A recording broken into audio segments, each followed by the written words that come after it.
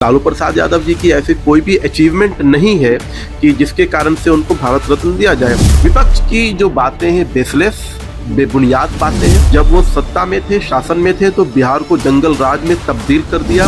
उन्होंने जो सत्ता शासन में रहते हुए जो भी गलत कार्य किए हैं बिहार के साथ, बिहार की जनता के साथ, उसके लिए उनको माफी मांगनी चाहिए। तो लालू प्रसाद यादव जी को तुरंत संन्यास ले लेना चाहिए। जब अपने परिवार के अंदर अपने भाई को हाईजैक कर लिया है, भाई की राजनीति को समाप्त कर दिया है। भारतीय जनता पार्टी का सदस्य बनने के लिए 8800002024 पर मिस्ड कॉल करें। निवेदक भारतीय जनता पार्टी बिहार। नमस्कार, आप देख रहे हैं देशवा न्यूज, आपके साथ मैं हूँ राजनंदिनी। सर पर आगामी विधानसभा चुनाव है और उससे पहले तेजस्वी यादव फिर से बिहार सरकार को घेर रहे हैं। कुछ दिन पहले उन्होंने एक बयान दिया था जिसको लेकर भी सियासत की गई थी और अभी बीते दिन उन्होंने ये कहा कि मुख्यमंत्री नीतीश कुमार को बीजेपी वालों ने हाईजैक कर लिया है।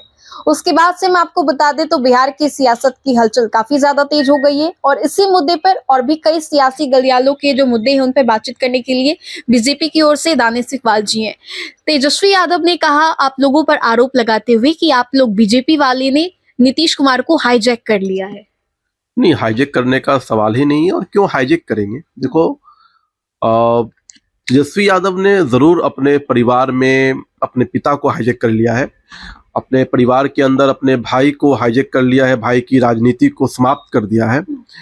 बाकी जो दूसरी बहनें हैं, क्योंकि लालू प्रसाद यादव के जो परिवार है, उनके जो पुत्र पुत्री, उस पर सबका अधिकार है, उनके जो विरासत है उस पर सबका अधिकार होना चाहिए। सिर्फ तेजस्वी यादव ही क्यों? तो तेजस्वी यादव इसलिए कि उन्होंने पिता को हाईजैक कर लिया, उन्होंने भाई को पीछे छोड़ दिया, उसकी राजनीति को समाप्त कर दी, बहनों को आगे नहीं आने देते हैं, सब कुछ तेजस्वी यादव खुद लेना चाहते हैं। तो ये परंपरा उनके परिवार में है, उनके घर में है। हमारे यहाँ एनडीए का एक बहुत महत्वपूर्ण स्तंभ है जनता दल यूनाइटेड, और उसके नेता है नीतीश कुमार जी। और हमारी एक सरकार अलायंस की चल रही है और पुराना अलायंस चल रहा है, तो कोई किसी को हाईजैक नहीं कर सकता है।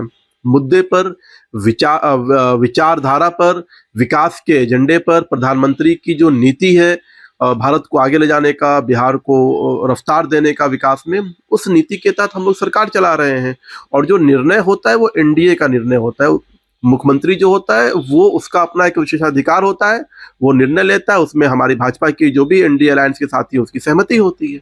लेकिन विधानसभा चुनाव से पहले कई मुद्दे हैं जिसको लेकर विपक्ष वाले नीतीश कुमार को घेरते हैं। एक तो उनकी उम्र को लेकर जो दिक्कतें होती हैं, या फिर कहते हैं कि अब उनका उम्र हो गया है, और भी कई बातों को लेकर लगातार नीतीश कुमार को घेरा जाता है। ये भी कहा जाता है कि चंद अधिकारी जो हैं नीतीश कुमार को बताते हैं और उनके हिसाब से नीतीश कुमार चलते हैं।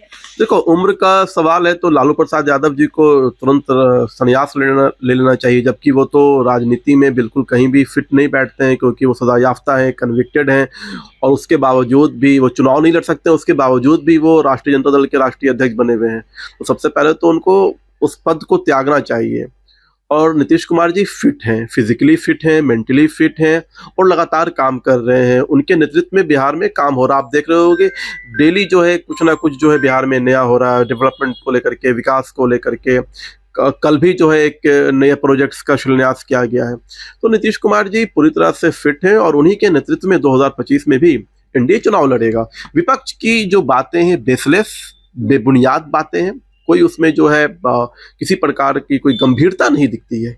ये बताइए कि अभी लालू प्रसाद यादव को भारत रत्न से नवाजा जाए, इसकी मांग कर रहे आरजेडी वाले। कुछ दिन पहले यही मांग नीतीश कुमार को लेकर भी किया गया था, अभी लालू प्रसाद यादव को लेकर भी किया जा रहा है। देखो, लालू प्रसाद यादव जी के लिए जिन लोगों ने भी ये मांग की है, उन्होंने लालू यादव जी के साथ एक बड़ा मजाक किया है। लालू यादव जी भी जब सुन रहे होंगे कि उनके लोगों ने, उनके कार्यकर्ताओं ने उनके लिए जो है भारत रत्न की मांग की है, तो वो भी हंस रहे होंगे। देखो, भारत रत्न जो है देश का सबसे प्रतिष्ठित जो है सम्मान मिलता है किसी भारत के नागरिक को, और उनका जो योगदान होता है किसी भी फील्ड में हो, फिल्म में हो, इंडस्ट्री में हो, पॉलिटिक्स में हो, और ऐसे लोग रहे हैं जिनको भारत रत्न मिला है, जिन्होंने इस देश को आगे बढ़ाने में, उसके मान सम्मान गौरव को बढ़ाने में अपना योगदान दिया हो, उनको भारत रत्न मिलता है। लालू प्रसाद यादव जी की ऐसी कोई भी अचीवमेंट नहीं है कि जिसके कारण से उनको भारत रत्न दिया जाए, बल्कि लालू प्रसाद जी की अचीवमेंट ये है कि उन्होंने बिहार को सालों साल पीछे ढकेल दिया। जब वो सत्ता में थे, शासन में थे, तो बिहार को जंगल राज में तब्दील कर दिया। बिहार के अंदर उन्होंने जातिवाद का जहर बोया। बिहार के अंदर उन्होंने तुष्टीकरण और सांप्रदायिकता की राजनीति की। बिहार के लोगों को, जो गरीब थे उनको और गरीब बनाया, जो अशिक्षित थे उनको और ज्यादा अशिक्षित किया। तो ये सारे जो लालू प्रसाद यादव के शासनकाल का अचीवमेंट रहा है। और उससे बड़ा उन्होंने भ्रष्टाचार किया, जिस भ्रष्टाचार के चलते वो जेल भी गए, न्यायालय ने उन्हें सजा भी सुनाई। तो जो लालू प्रसाद यादव ने जो भी कार्य किया, जो भी कृत्य किया, चाहे वो भ्रष्टाचार के मामले में हो या जनता को धोखा देने के मामले में हो, उन दोनों के लिए न्यायालय ने उनको सजा दिया और बिहार की जनता ने भी उनको सजा दिया, लगातार उनको सत्ता से बाहर रख करके। तो ऐसे लोग जिनको जनता ने भी सजा दी हो, जिसको न्यायालय ने भी सजा दी हो, तो ऐसे सजा याफ्ता के लिए भारत रत्न नहीं होता है, बल्कि लालू प्रसाद यादव जी को उम्र के इस पड़ाव में अब बिहार की जनता से माफी मांग लेनी चाहिए कि उन्होंने जो सत्ता शासन में रहते हुए जो भी गलत कार्य किए हैं बिहार के साथ, बिहार की जनता के साथ, उसके लिए उनको माफी मांगनी चाहिए। जी बिल्कुल, एक आखिरी सवाल होगा कि अभी जब आप लालू प्रसाद यादव का उल्लेख कर रहे थे तो आपने कहा जाति और धर्म की बातें, जाति धर्म की बातें बीजेपी के अररिया सांसद जो है प्रदीप कुमार सिंह, वो बोल रहे हैं कि यहाँ रहना है तो हिंदू बनकर रहना होगा। आप भी एक मुसलमान समाज से आते हैं, क्या लग रहा है? क्योंकि तेजस्वी यादव ने बोला कि मुसलमानों को भड़काने का काम करोगे तो ईंट से ईंट जोड़ देंगे।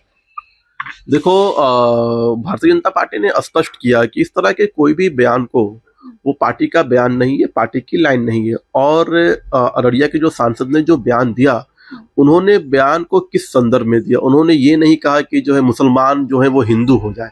उन्होंने कहा कि जो हिंदू हैं उनको हिंदू बन करके रहना चाहिए। एकजुटता के लिए उन्होंने बात कही थी। जो हिंदू अलग अलग कास्टों में, अलग अलग जातियों में बट करके रहते हैं, उन्होंने उसको एकजुट करने के लिए कहा कि आप हिंदू हो, आपको अररिया में हिंदू बन करके रहना चाहिए। देखो, इस देश के अंदर अलग अलग संप्रदाय और मजहब के लोग रहते हैं। कोई किसी को जबरदस्ती जो है अपने मजहब में जो है नहीं ला सकता है। आप मुसलमान हो, अपने जो मुसलमान की पूजा पद्धति है उसको करो, कोई नहीं रोकता है। और जब कोई जनप्रतिनिधि होता है तो वो वैसी बात तो बिल्कुल सोच भी नहीं सकता है।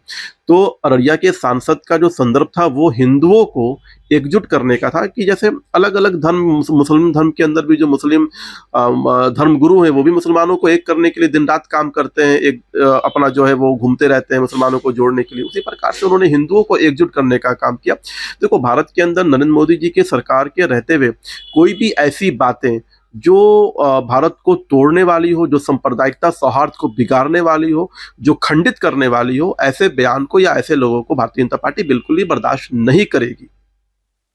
तो आपने सुना, कई तमाम मुद्दों पर हमने बातें की। फिलहाल इस अपडेट्स में इतना ही, हम दोबारा जुड़ेंगे। अभी के लिए हमें दे इजाजत। बने रहे हमारे साथ और देखते रहें देशवान न्यूज़। धन्यवाद।